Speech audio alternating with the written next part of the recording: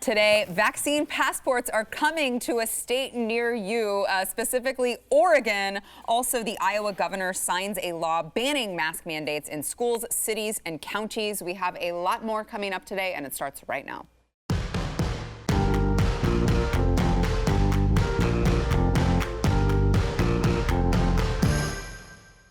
Welcome to the news and why it matters. I'm Sarah Gonzalez. Today joined by Eric July, BlazeTV contributor, back in the house, and also on his maiden voyage on the show. I'm so excited to finally say that Andrew Wilkow, BlazeTV host himself, Andrew Wilkow, is in studio, because we've done many Skype interviews, and you've never actually been here. I'm here now, and I'm super excited. Good. Well, we're excited to have you.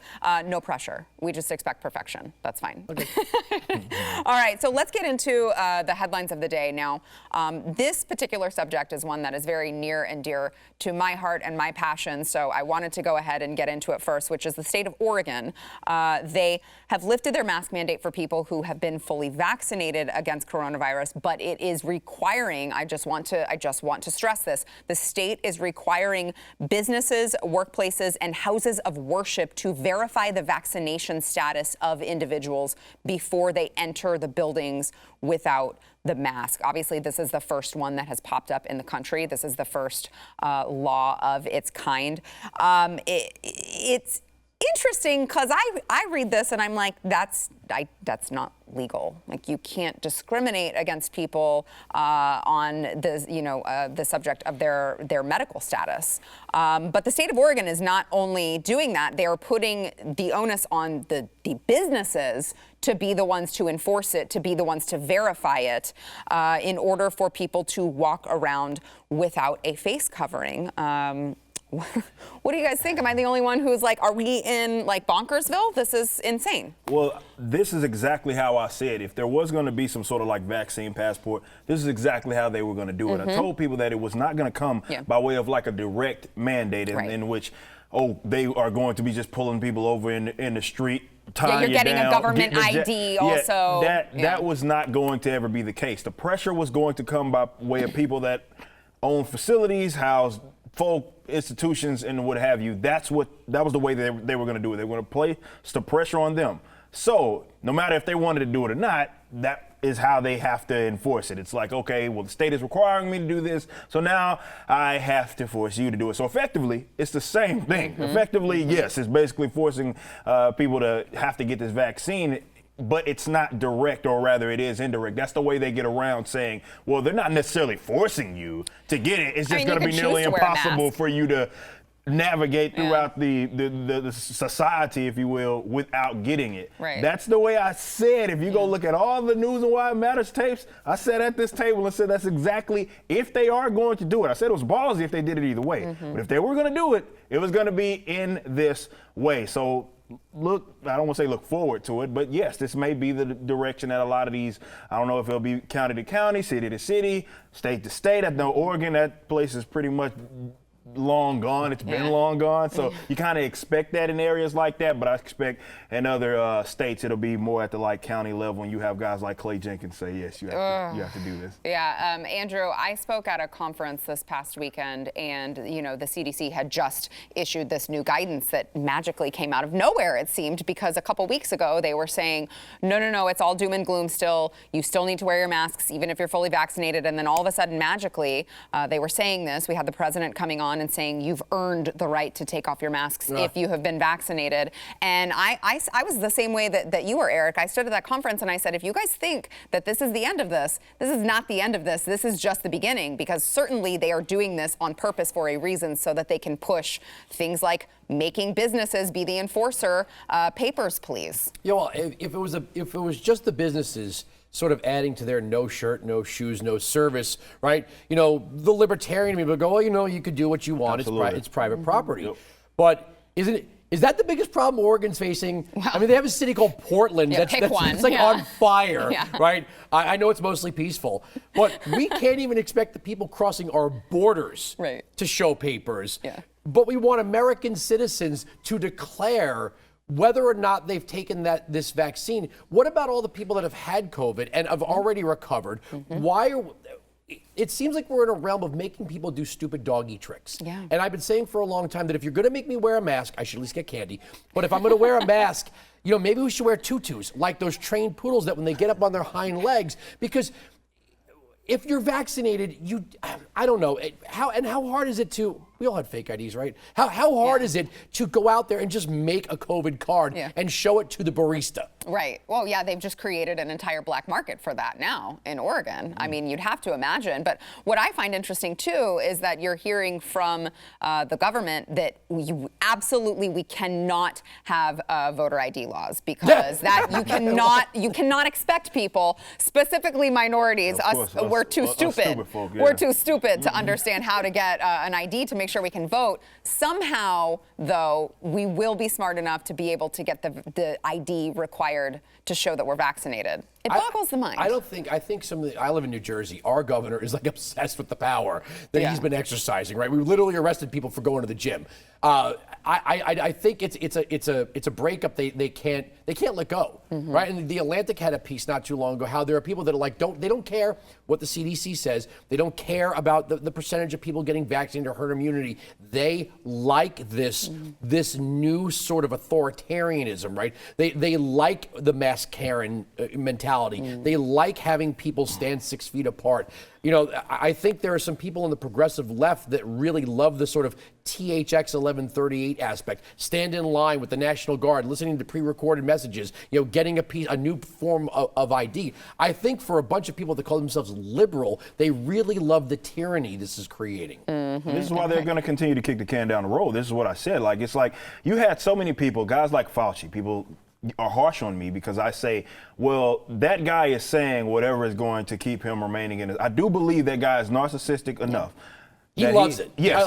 Absolutely. Yes. He loves it. Oh, he's living for this. The magazine covers. Yes, he was in a house. So yes, we know the botched AIDS pandemic or epidemic that happened before. You may have known him from that. But in terms of being a household name, Fauci wasn't that. He becomes one virtually overnight. He's on the cover of all the magazines. And I think that not only just him, the same goes for like a governors. I believe a lot of these frontline workers who were dancing on TikTok at the beginning of this pandemic. It's the same way. It's like a lot of folks are basking in this new attention, some with the power, most with the power, the authoritarianism that they don't seem to want to just let go. And definitely when you consider the amount of money that a lot of people have been getting laced up when it comes to COVID relief packages, of course they're not going to want to give up that and being lined up. They're going to kick that can down the road as much as they want. But I will say it's hilarious enough.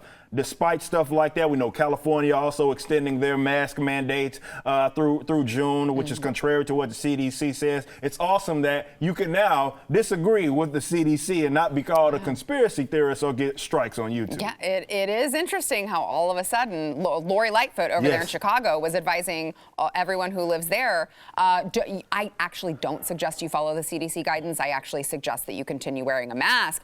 I just want to know why they have a science denier as mayor, because we've all been told that we are science deniers if we disagree with the government science. Now we have a science denier as the mayor of Chicago. But the message, though, Biden said there was a lot of doublethink. He said, "I trust science. I don't trust Trump." Well, what the hell does that mean? Right. And then we saw the endless news package stories on the Tuskegee experiments, as if Pfizer had something to do with that.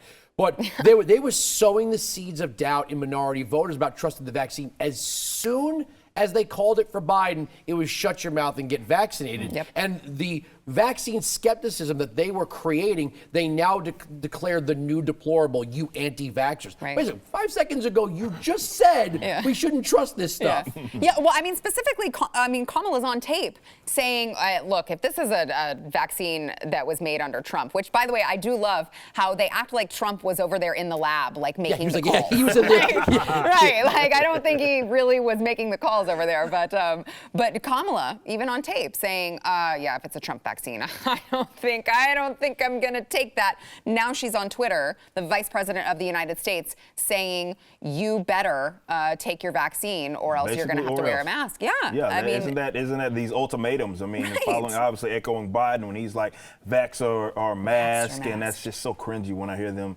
say that, because it's like a what? Right. What exactly? I want you to. We know the implications. I just want you to say it. Just be honest. If these people are honest with their little authoritarianism, the fact they want to choke people out over nonsense. Okay, at least you're open. Those are the best kinds. It's the guys that are like, yes, I want to use aggression upon you, and I will. Okay, at least I know what to expect. But they mask their authoritarianism with humanitarian efforts, unfortunately, and that's how really they're able to get away with everything that they've been able to get away with this whole pandemic. If you can trick the populace or rather scare them, you can get them to do whatever it is that you want to do. So that brings up an interesting question, because I'm listening to Dr. Fauci and some of the others who are saying, this is probably going to be seasonal. Like, you're probably going to need to go in and get another COVID vaccine every once in a while, kind of like we do the flu. So my question is, if that's the case, then when does this end? Because it certainly feels like if you're pushing people, you're pushing businesses to enforce showing vaccine cards, how in the world does this ever end if they're already saying, oh, no, it's not just this one vaccine. You have to come in and continue to get vaccinated, Andrew? Well, you have Biden saying we're having the best economy in 40 years. So we're supposed to forget about Reagan and Trump and all that. Right. All right. But all these other people have to stay home and collect COVID checks. Well, you can't have it both ways. You can't say that the economy's booming, but we're going to keep people home, because the CDC, Robert Walensky, said, look, you can be indoors if you've been vaccinated. You don't need a mask anymore. Okay, well, when did you know this? Because the surface transmission thing, the outdoor transmission thing, we just found out recently that you're not going to die from bringing home your groceries and not obsessively wiping them down.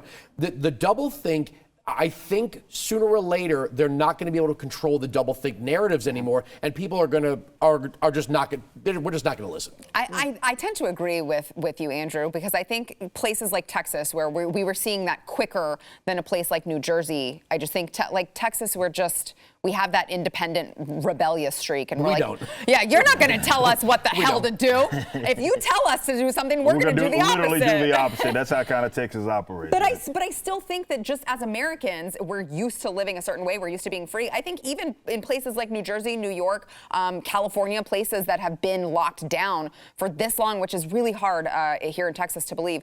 I think that even eventually, I think, as Andrew said, there's only so much that the people can take. Eric, last word. Yeah, most definitely. I mean, it's like you can only do it for so long. This is why I think that CDC, in my honest opinion, went back.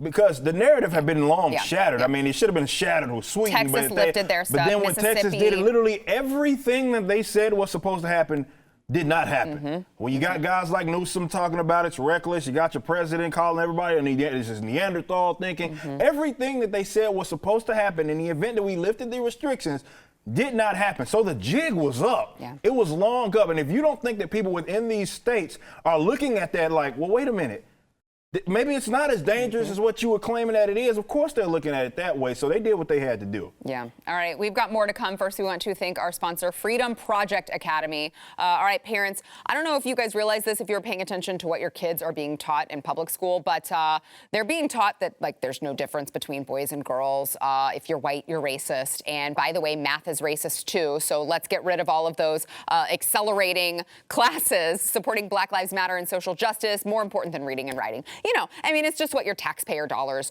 are going to fund. And of course, thanks to Joe Biden, teachers unions just got tens of billions of COVID cash to push all of this in the public school classrooms.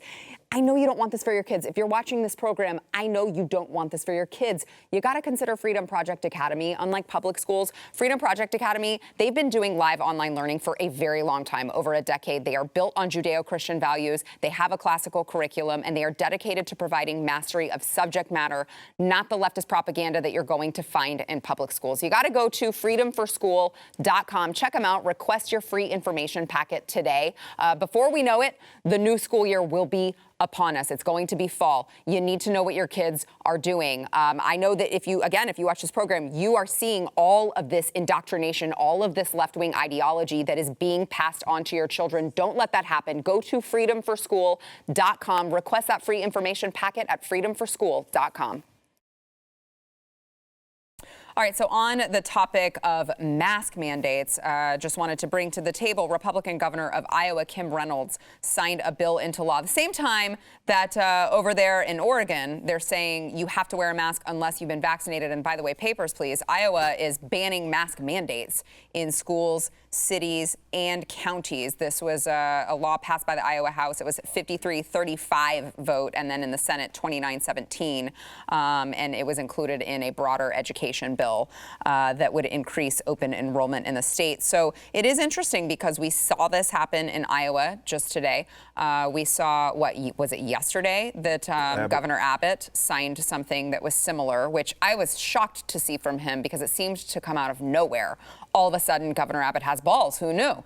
But maybe because he's, I don't know, people are kind of being challenged. No. Oh, I don't know. Like maybe someone on the, Chad Prather, who but I mean, it's interesting to see because it was the entire reason that Chad said that he was going to run was because he's like, you can't do this. And he's not oblivious to that. Right. Exactly. He's not oblivious to that. He knows, but to your point there, it's sad that you have to ban people from banning things in this country. Putting a ban on bans. Bans like that. That's insane to me that you have to restrain the government in a way, the local states, it doesn't matter. You have to restrain them from using aggression upon their populace and forcing them to, let's say, put a diaper on their face or worse, forcing them to have to get some sort of jab. It's insane to me that we come on the other side of this pandemic where that has to be the approach, where it's like, these guys look at that power and they want to use it in the way that they've shown that they're willing to use it. So we have to stop them from using it by banning a ban. It's just insane as all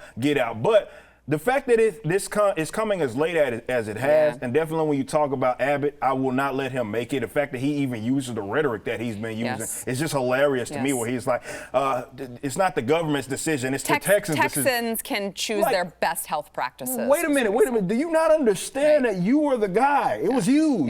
It was your executive action, your executive order that had the mask mandates in Texas for as long, and they went on way too, it shouldn't have been a thing ever, but it went on for a pretty long extended period of time, and for him to act like that's not the guy, like what happened? I know I'm a comic book guy. Is it a multiversal Greg Abbott or something that got swapped out and where he gets to take the entirely different position and he's just totally unaware that, well, it was you that did it. But I don't know. I did say this was the one thing that I said looking at it, whether how you felt about the election, that's on you. But I said that out of that, you were going to see a lot of Republicans become a lot more, let's say, prominent in terms of their approach to being against what general authoritarian left is doing. It will, kind of light a fire or kick them in the butt, and that's kind of what we're seeing. Yeah, it is interesting, Andrew. You mentioned being like a trained poodle earlier, and I do feel like some people are responding to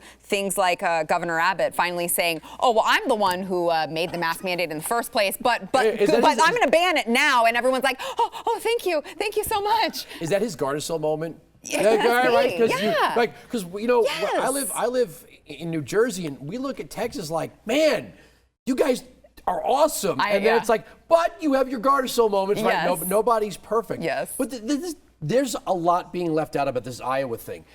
Banning the ban doesn't mean you don't get to wear masks anymore. You watch these hyperventilating news anchors, you can still wear a mask. Right. No one's gonna make you. Have you seen the memes though? They like have to come and take it memes with the mask on it, like someone's actually trying to stop you from wearing a mask. Stop wearing masks. Somebody's saying that. I know everyone's, I call it a medical burqa. That's just my line.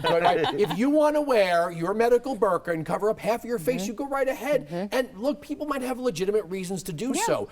But this is what I don't understand about the vaccine and the mask. If the vaccine protects you and everyone around you is not vaxxed, well, if you're protected, then, if the mask is going to legitimately protect you, that means that the people around you not wearing a mask should have no effect on you because that's your, not to make it sound dirty, prophylactic, right? That's your preventative measure. Yeah.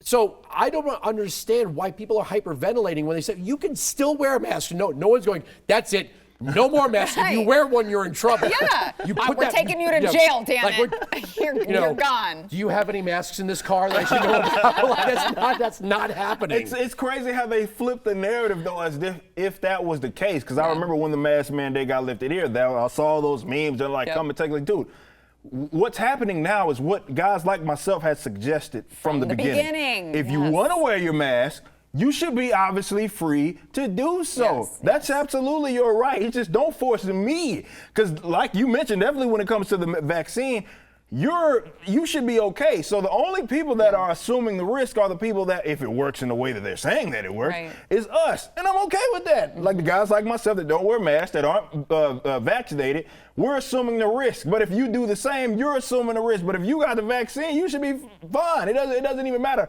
Don't worry about me. Go do your thing. But it goes to show that they don't understand liberty and how that works. So where they look at it in this aspect, like it has to come down from the government.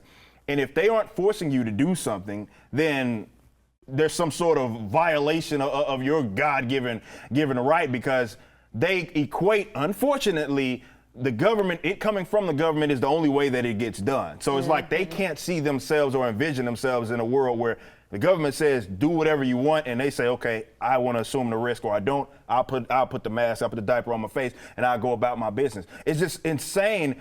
I mean, that goes with the indoctrination camp. You wonder why I rally against public school systems so much, because that's the type of stuff that they're kind of indoctrinating in these youngsters, where it's like it's only legitimate if it comes from the state. So if you talk to these sorts of people, and I talk to a lot of them, you may see me on Twitter arguing with them, they literally don't understand the idea that you are free to make whatever decision it is that you want to make. It's like they brain like malfunctions. Like, what do you mean? No, we have to make the government do that. Like, you can see them malfunctioning. Because governments never make mistakes. Right, never. And governments never make bad calls either. No, right? COVID showed that, right? Yeah, great track record that they have in that. I mean, it is interesting when you see, and I know we can move to, we can take a break before we move to Chris Cuomo and what kind of criticism he's getting.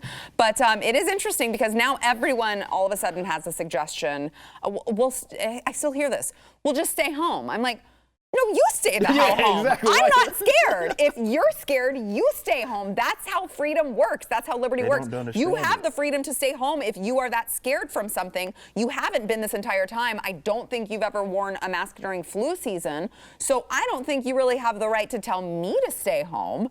But we still had it. And I mean, I think it goes to show you it is just all about control. I definitely like being told to stay home from celebrities who are visiting the other side of their house for the first time, you know, and then maybe packing that bag for St. Bart's or something, right? Like, I want to be told to stay home. I want to be told to stay home by those people. Did you see the headline that, what was it, like Gwyneth Paltrow, her lowest moment was when she ate bread during lockdown, during quarantine? They said Gwyneth Paltrow had a really hard time. She it was all over the news. ate bread. Like, and then they said, what was your lowest moment during quarantine? It's like, oh, I don't know. People lost their businesses. They lost their livelihoods. Their relatives committed suicide. But that's really horrible for Gwyneth Paltrow that she had to eat bread. My son's pre-K shut down. He hasn't had socialization in about a year. Right, you know, right. Like, I mean, enough about your problems. So let's talk about Gwyneth Paltrow. Eating bread. Like, it goes to show how disconnected they really are, as they were lecturing everybody during the beginning, really still to this day, lecturing everybody to stay at home as if it was just that easy. It goes to show that they are just so disconnected. Even with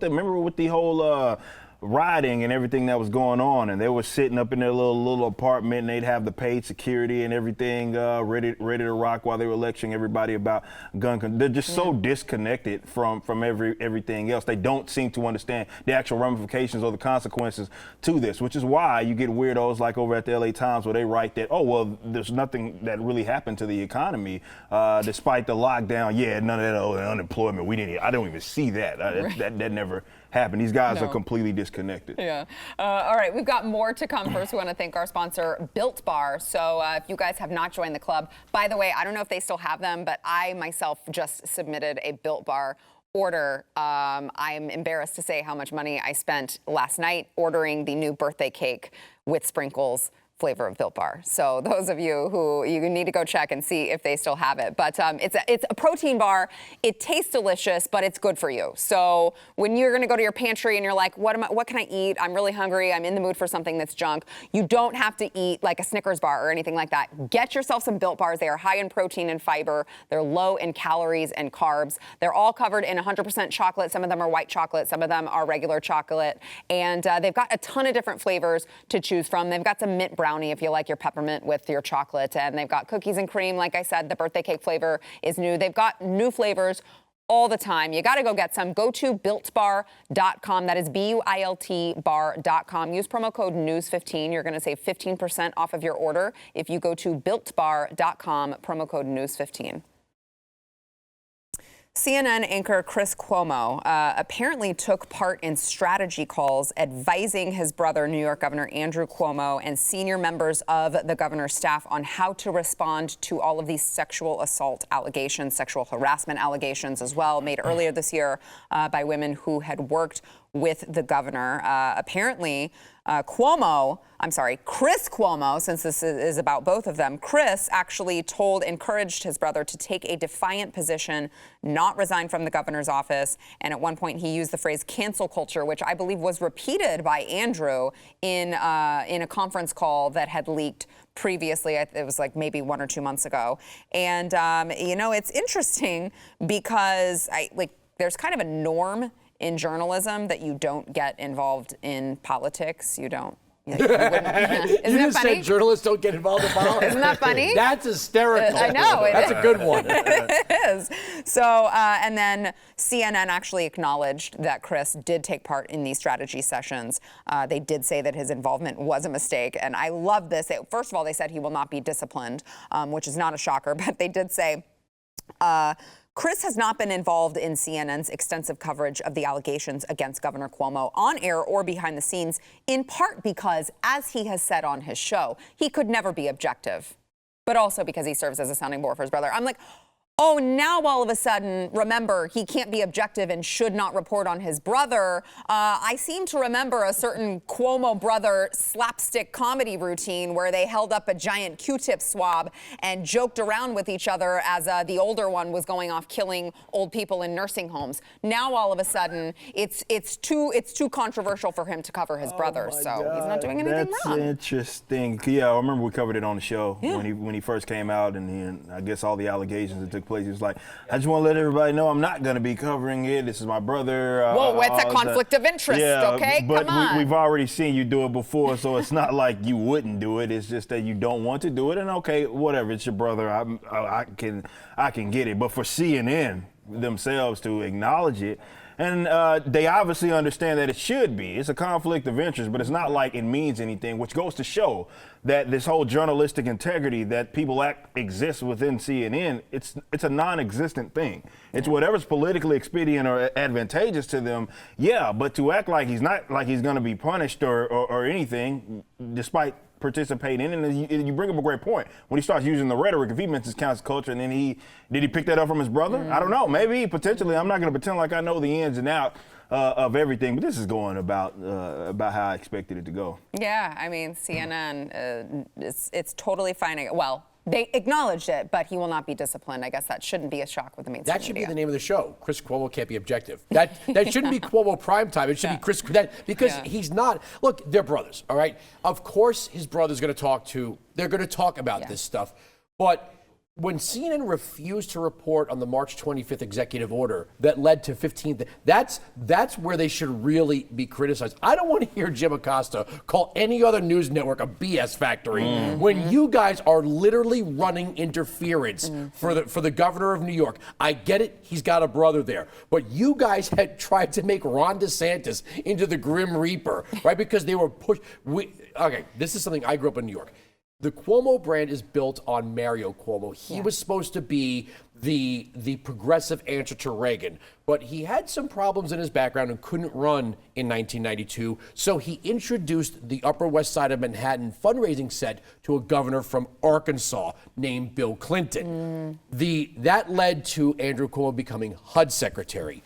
But does anyone really believe that the Manhattanites would have accepted Bill Clinton? Like, really? I mean, come on. So that Mario Cuomo helped make Bill Clinton, and that created the legacy. That's why the Cuomos are so embraced by the Clintons and so forth. But they were trying to make him out to be this saint. He wrote a book saying, "Look how awesome I am during coronavirus." $5.1 million. What was that Emmy? It was an Emmy, international Emmy. And we started calling his swooning followers Cuomosexuals, right? I mean, get the hell out of here, right? But CNN did not.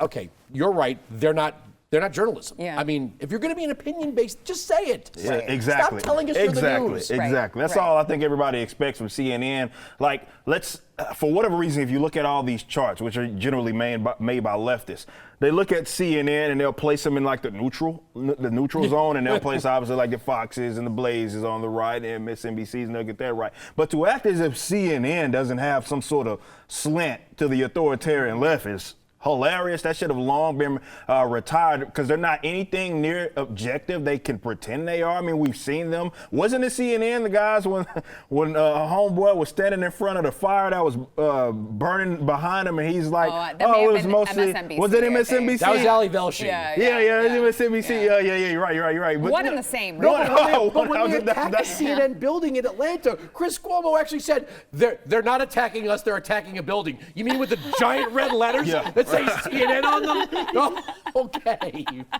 They won't ever concede that. No, they won't. All right, so let's get to, I know yesterday we talked about everything that's going on with Israel in the Middle East. Joe Biden calling on Israel to de-escalate, even though Israel's like, look, dude, if we, like, us de-escalating means they like blow us up, and it's just something weird within us that we just like want to live. And we'd like to be able to defend ourselves. But over in Los Angeles, the Los Angeles Police Department is investigating a possible hate crime after pro-Palestinian demonstrators hopped out of their vehicles, passing a Beverly Grove restaurant, and apparently began singling out and attacking Jewish diners. This was all caught on camera. Here's a little bit of that footage. Guys.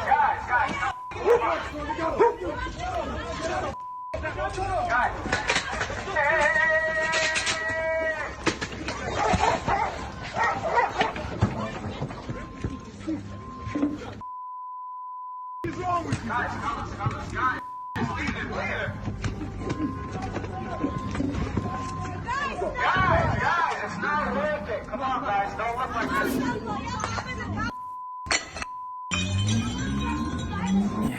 You got to wonder how much responsibility people like AOC and the squad have for these types of crimes to be happening on the streets in America. A lot of anti-Israel, anti-Semitic rhetoric coming from them, just like it ain't no thing. It's just very casual to them now. I've said I don't care really where you're at on the old Palestinian-Israel conflict. But my issue is that these guys get away with that, and it's never a claim that they're inciting like any sort of violence China against virus, Jewish people. Yeah, gun flu. Right. It's never any claim that's like AOC or the squad or anybody. Doesn't matter how you feel about it. It's just that it's not a claim that they were inciting this sort of violence. So because we've seen, if you've on social media, you've seen these sorts of at least conflict just come out of nowhere. Obviously, Jewish people that have nothing to do with this whole ordeal. How did they know they were Jewish? I mean, yeah. Well, they actually were asking people, "Are you Jewish?" Exactly. So that's. But for Gina Carano, I keep bringing her up because it's bizarre how out of that conflict, or whether it wasn't a conflict at all, you get to lose your job. I mean, they try to take you basically off of every sort of platform that you had because you took a position in which you just compared what happened back then to what's happening right now. And then they get to say what they say. And it leads, objectively speaking, into an event, whether it be of violence, of some sort of conflict with Jewish people in this country that has nothing to do with what's going on out there. And it's like, it doesn't happen. It's not a thing. It's textbook gaslighting. And this is why I'm beyond pointing out the fact these guys are raging hypocrites, because we know that they make the rules up on the fly. We know that whatever rules that they set or standard that they set for you, they themselves aren't going to follow. And unfortunately, they do use the Jewish community quite often as their little political football. So they'll go to bat for them when they can try to point out the right or the opposition that they supposedly hate. And then any other time, if their actions or words may lead to some sort of conflict that happens here with Jewish people, like what we just saw, It's not like they're going to see any sort of consequences. Not any of them are going to get impeached or anything for inciting violence against Jewish people. Yeah, and I would just like to add to the conversation, Andrew, I want to get your thoughts. But I was being told in my ear, at the end of yesterday's show, we talked about there was a developing story about a possible ceasefire agreement. It is now being reported that Israeli leaders have approved a ceasefire to end this 2 weeks of the rocket launch back and forth. This is something I don't get. Maybe you guys can explain this. You could literally be a gay Arab Muslim in Israel, walk down the streets holding hands with your Christian or Jewish boyfriend, right? And on the way to vote, okay? And the liberals in this country are taking this side of a country trying to develop nuclear weapons that don't give women equal rights, don't give minorities equal rights, don't give anybody equal rights. I'm not getting the whole liberal progressive Democrat thing when literally the thing you hate the most is the most liberal progressive country in the region. Somebody help me with that one. My response would be, it's the left, so logic doesn't apply. And they have high taxes. Yeah, okay, well, it's the left, so logic doesn't apply. You can't. And vaccine passports. And the vaccine passports, which that's a whole nother thing for me. But yeah, you can't apply logic to Does that make any leftist sense, though? rationale. Everything No, that they're none. saying that they believe takes place in Israel. Yeah. Religious tolerance, equal rights, democracy. You know, they have gay pride. We're coming up on Pride Month. There's going to be gay pride parades in Tel Aviv. You know, and this is what the Democrats say. This is their dream state, unless it's next door to places like Iran. Yeah. It is bizarre. It is really bizarre. All right, we've got more to come, but we got to take a quick break. Back in a minute. It's just so sad because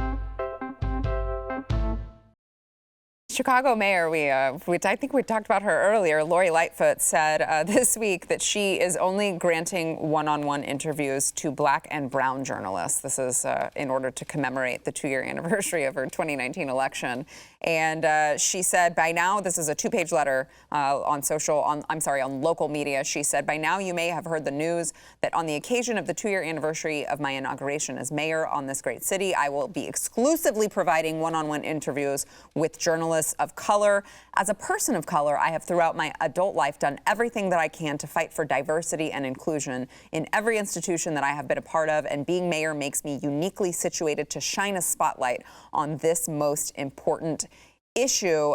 She also said that she was struck from her first day on the 2018 campaign trail by the overwhelming whiteness and maleness of Chicago media outlets, editorial boards, the political press corps, and yes, the City Hall press corps specifically, and encouraged media to diversify their staff, which, I mean, I feel like probably, maybe, call me crazy, but maybe it's just that like these particular Black and brown people, for whatever reason, just don't care to go into media.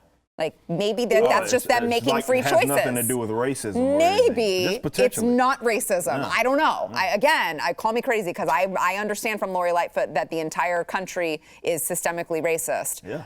Call me crazy. Maybe it's not racism. Maybe it's just like a consequence of choice. I think you could add without subtracting here, right? Yeah. I mean, you could make space. Yeah. For whatever outlet you want without saying, but I'm not going to talk to you anymore. Right. Like that doesn't make any sense. Well, if you want to talk to more journalists of color, then just talk to them. Yeah. It's like the mask ban. If you want to wear it, wear it. You don't have to ban a certain journalist. It's not like her advisors like, you can only talk to 3 today, Miss Mayor. Like, okay. Talk to whoever you want. Right. You're the mayor. Right. Invite whoever you want into City Hall. Yeah, it is bizarre because, I mean, workplaces, specific employers, I know this is different because this is Lori Lightfoot saying who she's granting interviews to, but she's being paid by taxpayer dollars. And, I mean, if you're an employer in this country, like, you're not allowed to prioritize according to race, but you're allowed to prioritize if you're the mayor and you're granting people. And that's the odd thing because when it comes to the federal Civil Rights Act, it's supposed to apply more so to that, not necessarily to people's businesses, but more so people that work for the government and whatnot. So that would be a literal violation of the Civil Rights Act of 1964. You can't make her talk to anyone if she's like, I'm not talking to you. But Well, and again, I don't care. Don't get me wrong. Like, I don't give a crap. It's just bizarre that it's a bizarre applauded. Position. It's like, right, what? Yeah, but and it's hilarious enough. And probably shouldn't even be saying this on the show. But when you look at these people's love interests, folks like herself, the AOCs of the world. What's her name? The other part of the squad who's also dating a man that has very, very fair skin. How about Kamala Harris? Kamala Harris as well. Yeah, Omar. And man, it's just these guys that take these uber divisive, for the sake of diversity though, albeit, but the divisive positions have, I don't know, it's like they don't actually live these positions, and maybe she's getting enough whites. Never mind. I'm gonna leave that one out there. Nonetheless, what I'm saying here is the issue when it comes to, we can talk about the implied racism in the position it is that she has. We know that it is what it is. However, it's just silly wokeness. Yeah, that's exactly what it is. It's a play to try to. It's obviously a virtue signaling, but she's appealing to a crowd of people that unfortunately eat that garbage up.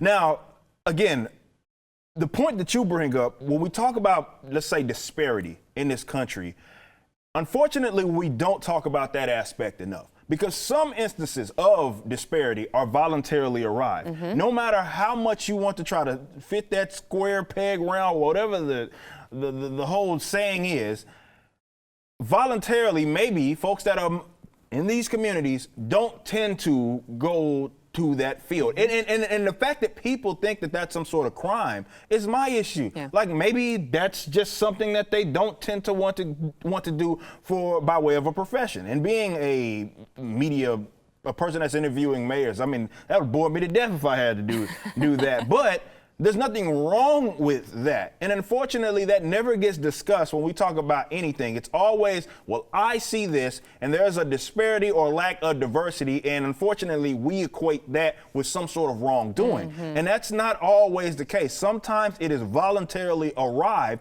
and that's okay. There's no reason to force that. When the message is you can't get ahead, why bother? Right. Well, that's not a good message. Right. I mean, if you were looking at government-run education, I refuse to use the word public, and you said, well, we can either teach kids that there's 7 different recycling bins and 15 different genders and how to take a bullhorn and run a protest, or here's how international economics works, and here's how bond trading works, and here's how a corporate news office works.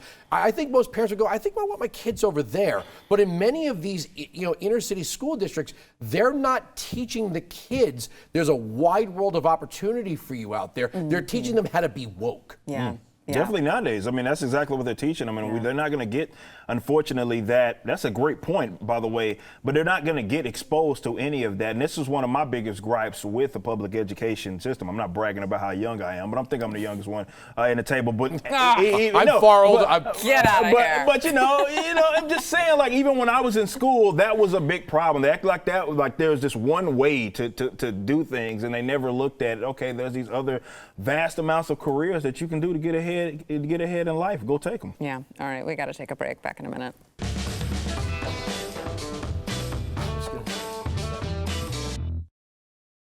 All right, don't forget to, hey, you, yes, you, whoever you are watching on YouTube or Facebook, wherever you are watching our faces, you got to go to wherever you get your audio podcasts, subscribe, rate, and review The News and Why It Matters. Not only will it help more people be able to find the show, but you also may see your review read live on air. By the way, before I get to today's review, I would just like to state, I was looking the other day and I noticed that Michael Moore actually has a podcast, and we are pretty well up in the news commentary rankings, but he was actually 2 spots ahead of us. So we need you guys. Michael Moore, like, nobody listens to him. The algorithm is screwed, okay? So we need you guys to make sure that you subscribe, rate, and review the show, because Michael Moore can't think that he's better than BlazeTV, News and Why It Matters, please.